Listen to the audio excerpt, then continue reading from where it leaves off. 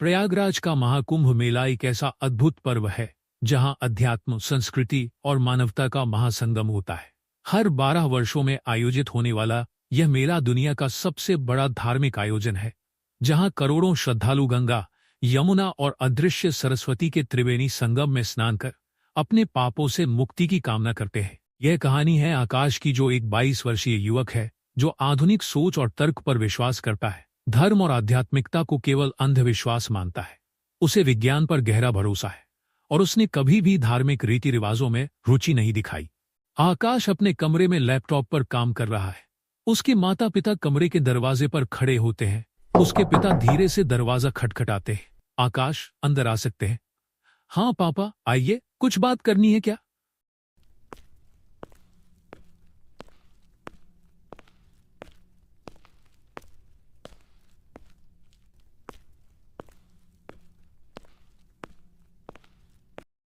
हाँ बेटा, कल सुबह हम लोग प्रयागराज के लिए निकल रहे हैं।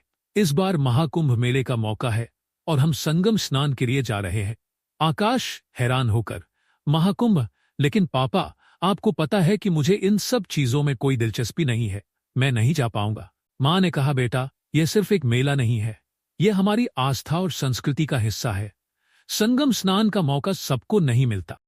आकाश थोड़ा चिढ़ते हुए बोला, मम्मी, ये सब पुराने जमाने की बातें हैं। आजकल कौन इन बातों को मानता है? पिता थोड़ा कठोर होते हुए कहा, आकाश, ये सिर्फ हमारी आस्था का सवाल नहीं है, ये तुम्हारे लिए भी जरूरी है। जीवन में महाकुंभ का अनुभव करना एक अनमोल अवसर है और इस बार तुम कोई बहाना नहीं बना सकते। आकाश ने गहरी सांस ली और कहा, ठीक है पापा, मैं चलूंगा।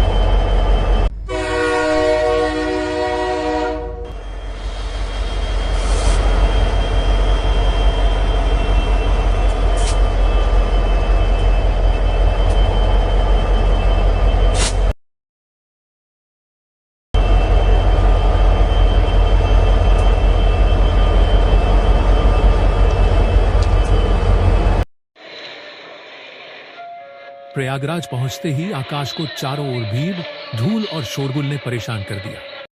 गंगा के किनारे लाखों श्रद्धालु डुबकी लगा रहे थे। साधु संतों के शिविर हर जगह दिखाई दे रहे थे और जगह जगह भजन कीर्तन हो रहे थे। आकाश ने चिढ़कर कहा, यह सब दिखावा है। लोग बिना सोचे समझे पवित्रता की बातों पर भरोसा कर रहे हैं। उसकी मां ने उसे समझाने की कोशिश की, बेटा, यह केवल आस्था नहीं है, यह आत्मा की शुद्धि का अवसर है। जब तुम गंगा में डुबकी लगाओगे तुम्हें खुद इसका अनुभव होगा। लेकिन आकाश ने उनकी बातों को हंसी में उड़ा दिया। शाम को आकाश का परिवार एक प्रसिद्ध साधु के शिविर में गया। साधु महाराज, जो वर्षों से तपस्या कर रहे थे, लोगों को प्रवचन दे रहे थे। आकाश ने ध्यान नहीं दिया और मोबाइल में व्यस्त हो गया। साधु महाराज अचानक बोले, बेटा, जिस विज्ञान पर तुम इतना गर्व करते हो वह भी ईश्वर के नियमों का ही हिस्सा है। आंखों से न दिखने वाला सत्य भी होता है, लेकिन उसे अनुभव करना पड़ता है। आकाश चौंक गया।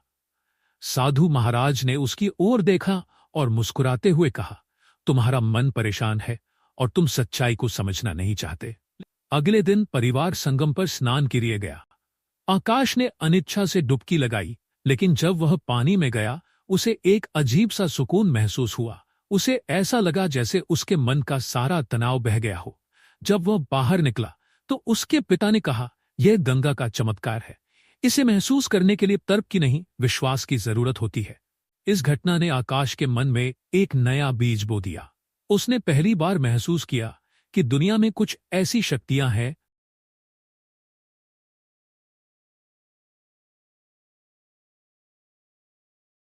उसने साधु महाराज से पूछा, क्या सच में यह सब संभव है? महाराज ने उत्तर दिया, विश्वास और श्रद्धा से सब संभव है, केवल आंखों से देखने की जरूरत नहीं। महाकुंभ से लौटने के बाद आकाश का नजरिया बदल गया। वह अब धर्म और अध्यात्म को अंधविश्वास नहीं मानता था।